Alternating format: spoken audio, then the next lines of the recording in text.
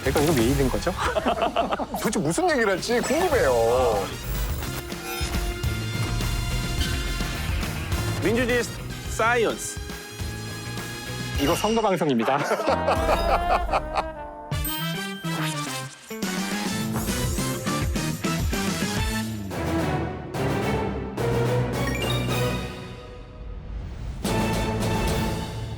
안녕하세요. 과학 커뮤니케이터 교두입니다. 네, 제가 말이죠. 요즘 MBC를 틀기만 하면 나옵니다. 라디오스타, 전참시, 복면가왕 다 나갑니다.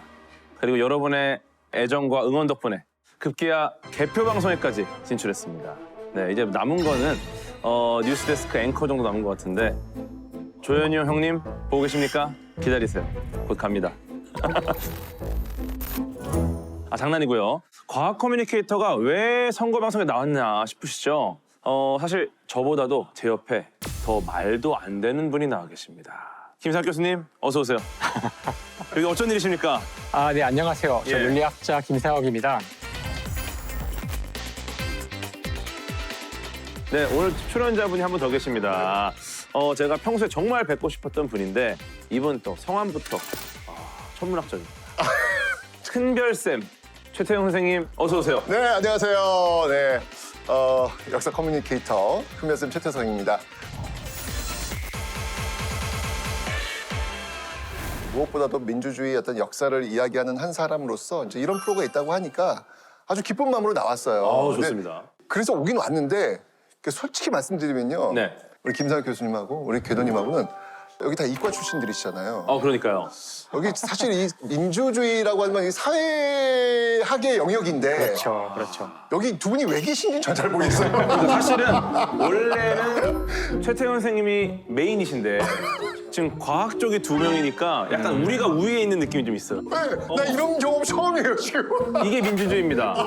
네, 저희 다수잖아요. 네. 너무 신기해 지금. 셋 중에 두 명이니까 민주주의다. 나 묘합니다. 오늘 도대체 무슨 얘기를 할지 궁금해요. 그러니까요. 사실 이번 그 MBC 선거 방송의 슬로건이 다시 민주주의라고 하더라고요. 아마도 최근 한 몇 달 동안 그 민주주의라는 그 단어가 우리에게 굉장히 여러 가지 의미로 다가왔던 것 같아요.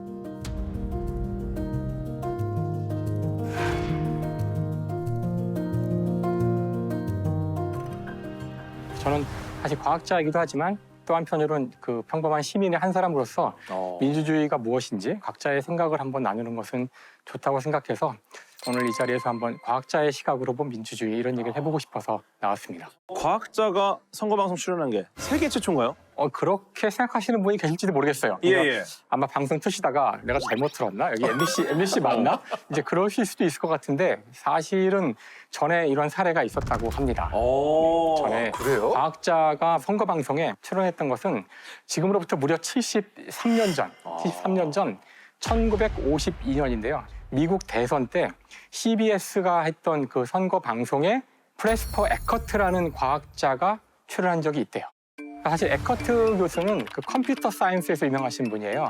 컴퓨터 역사에서 빼놓을 수 없는 일종의 개척자 같은 존재로 제가 알고 있습니다. 저는 처음 듣는 용어고요. 와, 이 공학자, 전기공학자가 저희 쪽에서는 좀 유명하신 분이세요. 그래요? 예. 근데 이분이 어떻게 선거방송에 나오셨죠? 아마도 컴퓨터의 역사를 공부하신 분들은 이제 유니박이라는 컴퓨터가 있는데요. 유니박 아주 오래된 그런 컴퓨터죠. 시리즈가 있습니다. 애니악, 에드박, 유니박. 애니악, 에드박, 유니박. 무슨 사람 이름 같은데. 고등학교 때 고통스러운 시간으로 좀 들어가는 것 같아요. 이름만 듣고도 괴로우시면 이건 정말 좀 병인데요. 갑자기 뭐 박시리즈예요? 이러니까 약간 뒷골이 칙 땡기기 시작합니다 지금. 고통스러워하시는 모습 시청자분들은 좋아하실 겁니다. 네, 좋습니다. 네, 유니박이라는 컴퓨터. 네. 근데 이걸 가지고 뭘 했냐면은 예측을 해본 거예요. 지금은 저희가 이제 선거가 끝나자마자 투표가 끝나자마자 바로 모든 이제 지상파 방송국들이 선거 결과를 예측을 하지 않습니까? 예. 통계 그 기법들을 사용해서 더불어민주당 문재인 후보가 예상 득표율 41.4%로 1위를 차지할 걸로 예상됐습니다. 윤석열 후보가 48.4%, 이재명 후보가 47.8% 그리고 근데 이 당시에는 그런 것들이 아직 보편화되어 있지 않았었고 그 많은 데이터를 처리할 만한 계산기도 없었기 때문에 그전에 못했었는데 이제 이때 1952년에 그걸 참 해본 거죠. 당시로서는 굉장히 센세이션했다고 해요. 저 방송국에서 자기들이 데이터를 가지고 이렇게 해보더니만 아마도 누가 어떻게 이길 거다 이런 예측을 이제 하겠다는 거예요.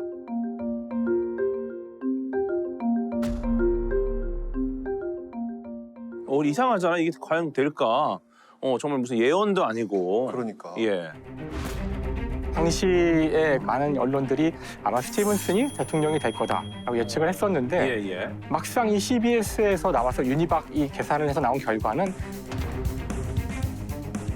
그 상대였던 아이젠하워가 이길 거라고 압도적으로 이길 거라는 결과를 내놓은 거예요. 그래서 당시에는 예. 발표를 하지 않았다고 발표를 안 하는데 했어요? 아. 야, 예. 근데 결과는 우리 모두 아는 것처럼 아이젠하워가 당선이 됐죠.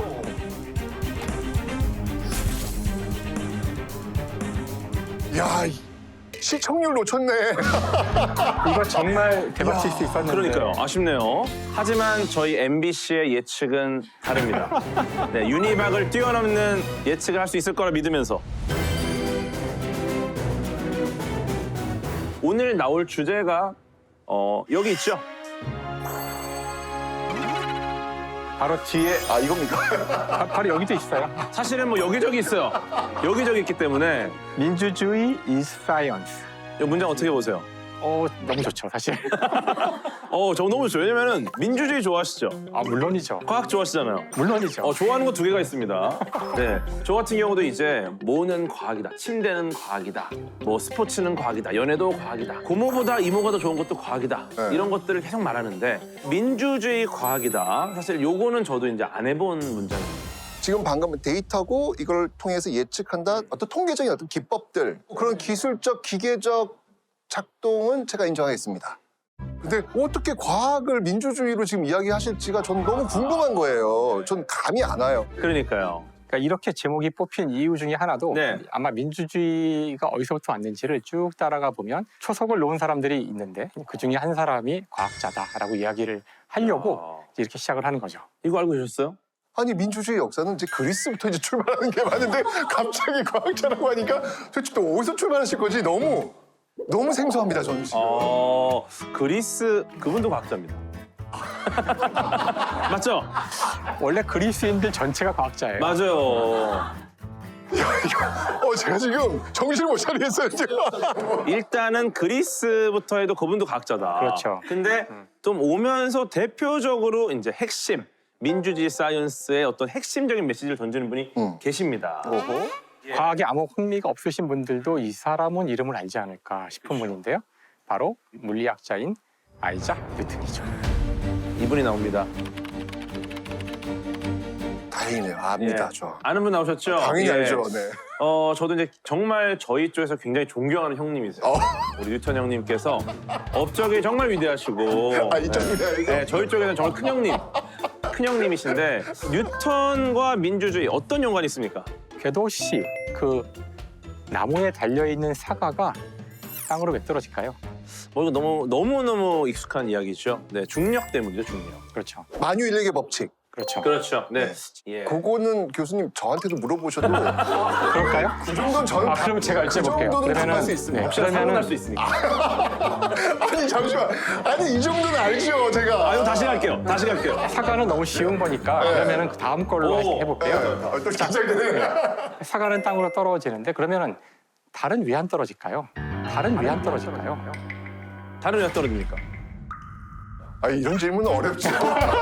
아니 할 수 있다고 하셨잖아요. 네, 난이도를 하겠습니다. 예. 사실은 이 달은 왜 안 떨어질까? 이게 사실 뉴턴의 핵심 질문인데 그렇죠. 달이 떨어집니다. 계속 떨어지지만 떨어져야 할 곳에 땅이 없기 때문에 지구주위를 계속 돌게 되는 거죠. 달이나 사과는 똑같이 중력을 느끼고 있지만 사과는 떨어지고 달은 안 떨어질 수 있다는 것을 뉴턴이 보인 건데요. 자, 그래서 이제 중력에서 가장 중요한 이야기는 무엇인가 하냐면은 이 이전까지 달이 안 떨어진 이유는 다른 천상의 물체라서 안 떨어진 거였고 그 사과는 우리 지상의 물체라서 떨어진 거였거든요. 하지만 이제는 뉴턴의 F는 ma라는 그 공식은 사과에도 적용되고 달에도 적용되고 우리가 관찰하는 우주의 모든 것들에 다 적용이 되기 때문에 맞아요. 모두가 다 통합되는 그런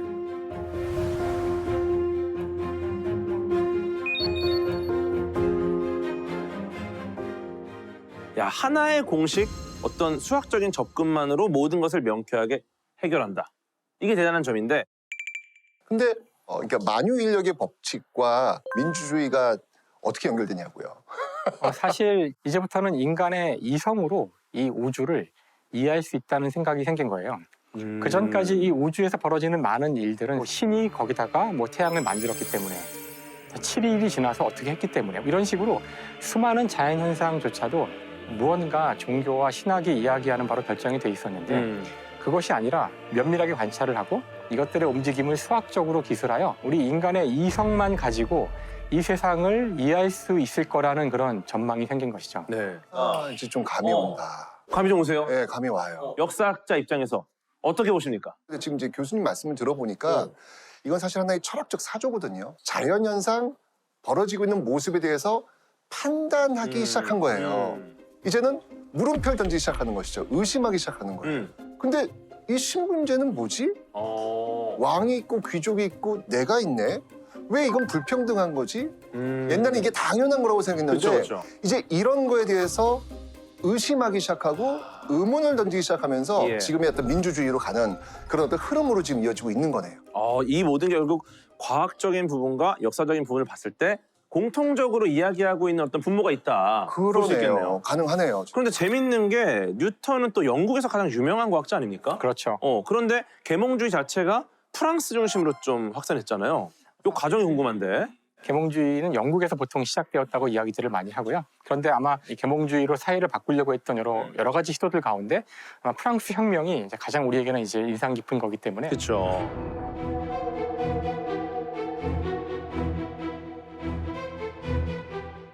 영국에서 프랑스로 건너간 계몽주의가 뭔가 거기서 크게 꽃을 피웠다, 불을 태웠다 이렇게 얘기할 수 있겠죠.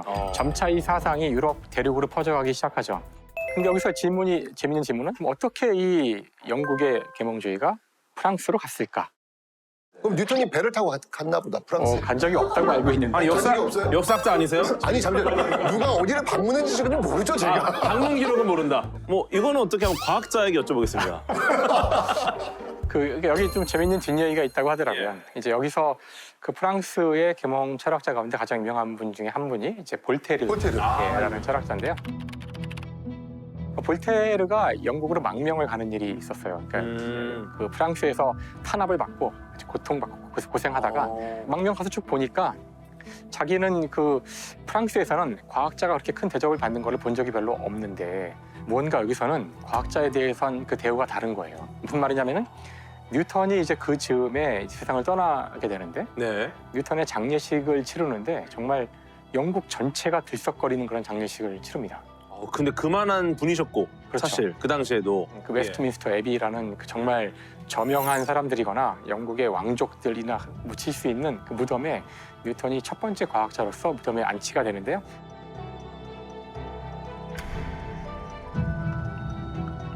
이 세상을 완전히 다르게 볼 수 있는 이런 사상을 만든 사람에 대한 대우였던 거죠. 그래서 이걸 보고 이제 볼테르가 이거 뭔가 이건 우리도 배워야 되는 거다. 그래서 공부를 해가지고 이거를 프랑스로 가지고 와서 널리 알리게 됩니다.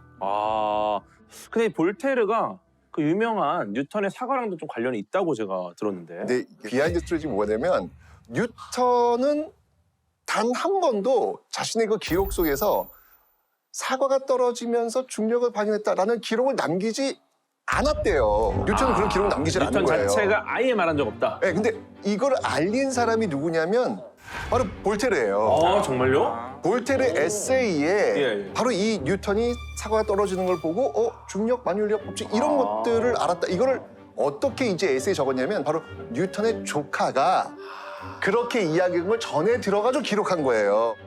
기록으로 남은 건 볼테르가 처음이다. 그렇죠.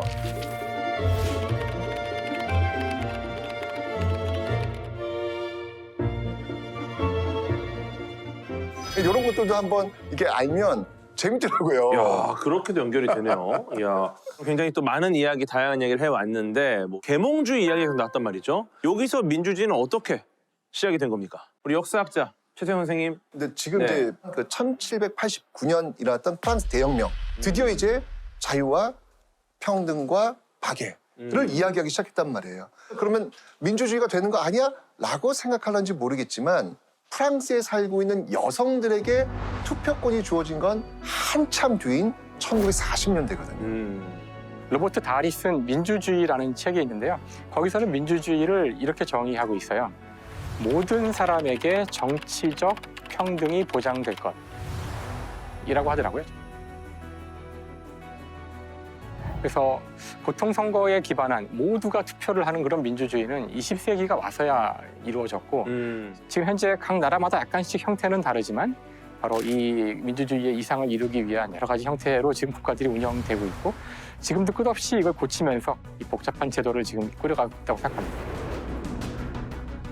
우리가 이 민주주의라고 하는 것들이 그냥 한 번에 완성되는 것들이 아니라 정말 그 지난한 투쟁의 과정 속에서 이 세상을 판단하고 의심하는 그 여정이 저는 투쟁의 과정이었다. 이렇게 어렵게 도달한 민주주의 가장 중요한 게 결국 투표다. 맞습니다. 예. 하여튼 여러분들 정말 투표는 반드시 하셔야 됩니다. 제가 늘 이야기하지만 역사에 무임승차하지 않는 작은 실천. 그것이 바로 투표입니다. 네. 대한민국은 민주공화국입니다.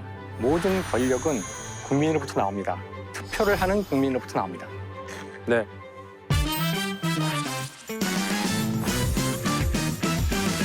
앞에서 민주주의의 시간을 쭉 거슬러 올라가 보면 그 맨 앞에 뉴턴이 있다.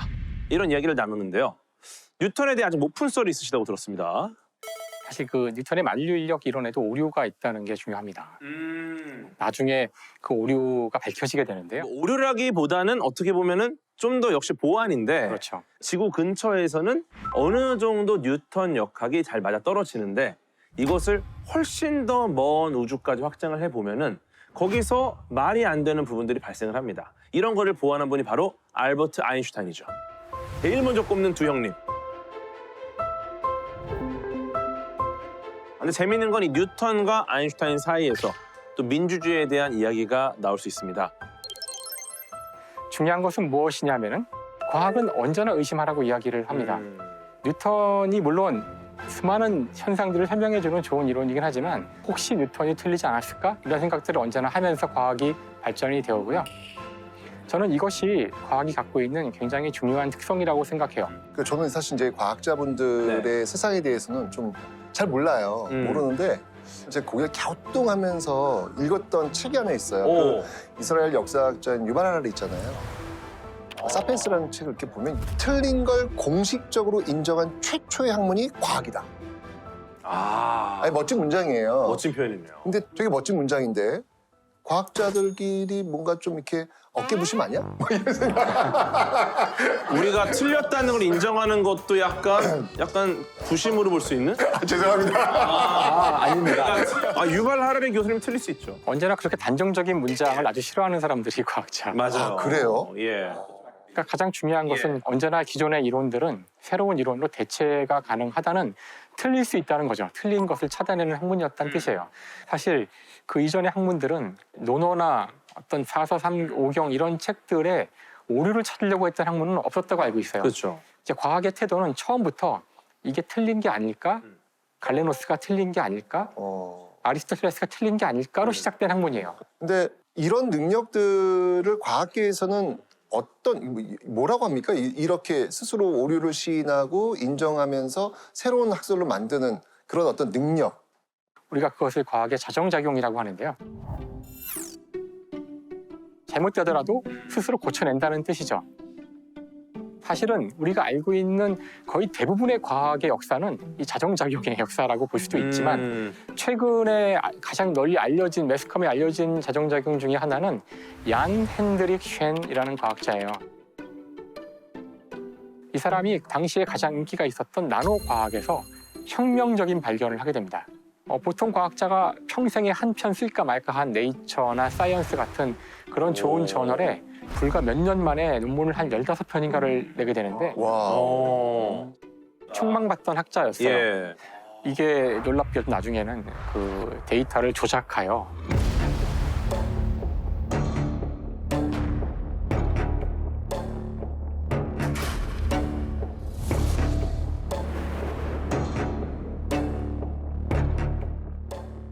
이걸 보면은 물론 과학이 썩었어라고 욕할 사람도 있겠지만 저는 오히려 이것이야말로 과학은 자정작용이 있어.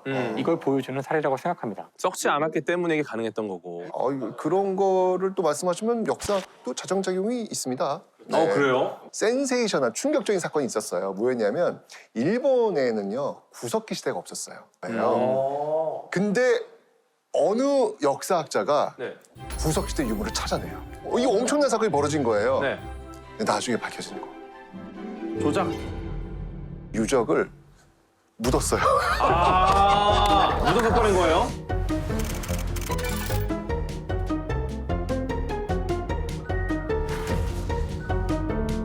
이제 그런 것들이 이제 자정작용에 의해서 예. 오류였음을 그래서는 안 된 말 이런 것들도 밝혀낸 사례도 있습니다. 전 그런 잘못을 학계에서 공식 발표하고 할 때 정말 학계가 살아있다는 생각을 해요. 이것이야말로 진짜 그 학문 분야의 멋진 모습인 것이죠, 사실은. 맞아요. 인정하는 게 쉬운 게 아니거든요. 쉽지 사실은 않죠. 이게.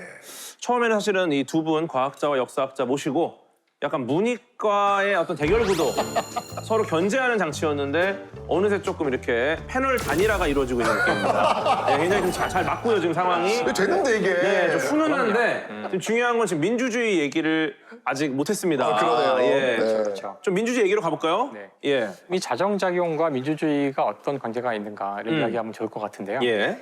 자정작용에 깔려있는 근본적인 생각은 틀릴 수 있다는 거예요. 근데 왕정 시대를 생각해 보시면 왕이 틀릴 수 있을까요? 왕은 신인데 네, 틀릴 수 있을까요? 질문 자체가 없는 거예요. 그런 질문을 하는 거는 자기가 죽겠다는 신성모독 아닙니까? 목숨을 내는 그렇죠. 거잖아요. 신성모독. 애초부터 질문 자체가 되지 않았던 시대가 있었다는 거고요. 심지어 많은 종교의 경전들은 틀릴 수 있을 여지를 얘기하지 않습니다. 수정 성경 이런 얘기 들어보셨나요? 주기도문 한번 고쳤습니다. 주기도문이 조금 어려워서 어려우니까. 조금 쉽게 고친 적이 있습니다. 근데 맥락은 비슷해요. 맥락은. 하지만 이 오류를 찾아내고 자정작용이 있는 과학이란 이 정신이 이제 새롭게 등장하게 되자 우리가 만들어내야 했던 그 민주주의란 제도 아니면 사회 제도조차도 틀릴 수 있다는 전제하에 만들어지는 거예요. 그래서 대통령도 틀릴 수 있고요. 국회도 틀릴 수 있어요. 틀리면 고치면 됩니다. 틀리면 바꾸면 되고요. 맞아요. 이것이 네. 바로 민주주의가 갖는 진정한 힘이고 이것이 바로 과학의 정신이다. 그래서 우리가 지금 민주주의 이제 사이언스 이야기를 하는 겁니다. 맞습니다. 우리가 과학적 사고를 하게 될수록 민주주의에 대한 어떤 오류를 수정하고 보완하는 것도 가능하다. 이거 대한민국 역사에도 대입할 수 있습니까? 그러니까 저는 지금 이제 과학계에서 지금 자정작용이라는 말씀을 하셨는데 네. 우리는 그 반만년의 역사를 가지고 있다 하잖아요. 반만년의 역사를 크게 두 시기로 한번 나눠봐라 라고 한다면 저는 그 시점을 저는 3.1운동으로 두고 싶어요. 3.1운동. 상당히 뒤에 잡으시네요. 네, 3.1운동으로. 와, 왜냐면 3.1운동. 3.1운동을 기점으로 해서 우리 반만년 역사 이래 처음으로 역사적인 용어 하나 등장합니다. 그게 바로 민국이에요. 처음으로 대한민국이라고 하는 용어가 등장을 해요. 3.1운동 이후에 즉 민국의 시대 속에서 살아가고 있는 사람들을 우리는 백성이라고 이야기하지 않아요. 국민. 그렇습니다. 좀 더 나아가서 시민. 시민이라는 용어를 지금 쓰고 있는 거예요. 시민이라고 하는 것은 이제 민주주의 어떤 작동 원리를 책임감 있게 능동적으로 움직이려는 사람들을 저는 시민이라고 봐요. 어쨌건 간에 제국에서 민국으로, 백성에서 시민으로의 탄생을 알려주는 전환점이었다.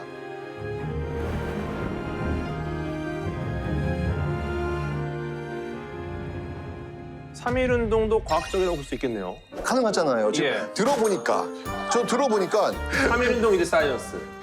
3.1운동 야 이거 제가 뭔가 말려 들어가는 느낌이 드는데 스스로 말려 들어오셨어요 지금. 그러니까 6월 항쟁도 과학입니까? 야 이렇게 유도를 하시네. 그러고 보니까 그런 것 같아요. 왜냐면 그 흐름을 한번 보면 이런 거잖아요. 자 지도자를 뽑는 그 과정에서 우리는 선거, 투표라고 하는 걸 거치게 되는데 그 지도자가 민주주의에 대한 어떤 그런 학습이 잘 안 돼 있고 경험이 잘 안 돼 있으니까 여기서 장난을 치는 거죠. 아하. 그 대표적인 게 바로 1960년에 있었던 3.15 부정선거. 아. 놀라운 일이 벌어진 거예요. 여기 지금 유권자가 지금 우리 지금 한 50분 계시지 않습니까? 예. 근데 개표함을 열었어. 이기분 찬성표가 100표가 나온 거야. 오, 과학적이지 않네요. 말이 안 되는 거잖아. 과학도 있을 수 없는 일이죠. 그렇죠. 있을 수 없는 일이 벌어진 거죠. 네. 거기에 대해서 이제 자정 능력, 자정 작용, 이게 바로 4.19 혁명.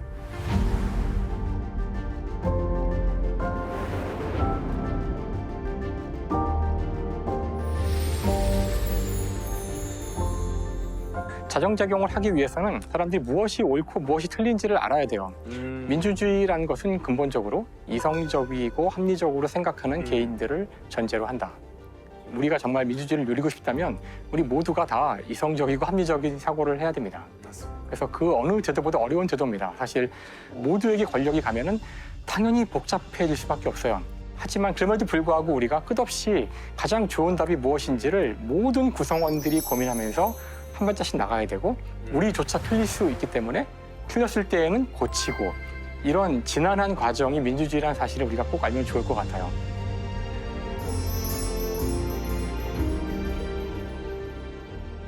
과학자로서, 역사학자로서 두 분이 투표 한 장이 갖고 있는 무게, 가치에 대한 이야기를 말씀해 주시면 좋을 것 같습니다. 정말 이거는 진지하게 가면은 우리가 좀 너무 보기 어려질 수 있으니까 좀 약간 예능 스타일로. 예, 재미없으면 이 부분 통으로 날리겠습니다. 예, 예능을 부탁드립니다. 예. 예능으로 하죠. 투표는 예능이 아닙니다. 투표는 예능이 아니에요.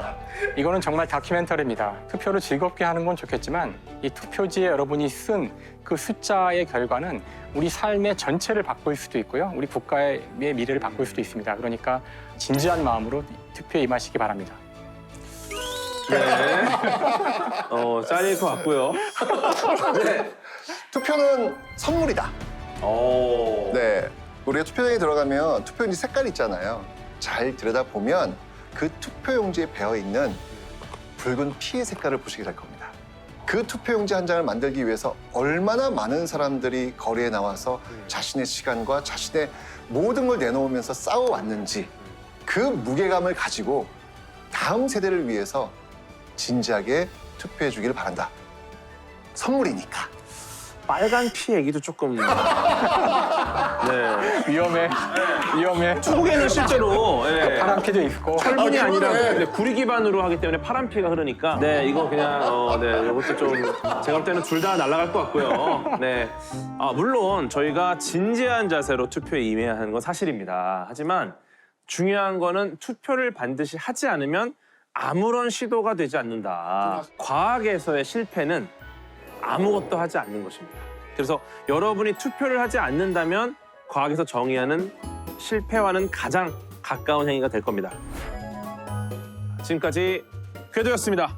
고생하셨습니다. 네, 수고하셨습니다. 너무 재밌었습니다.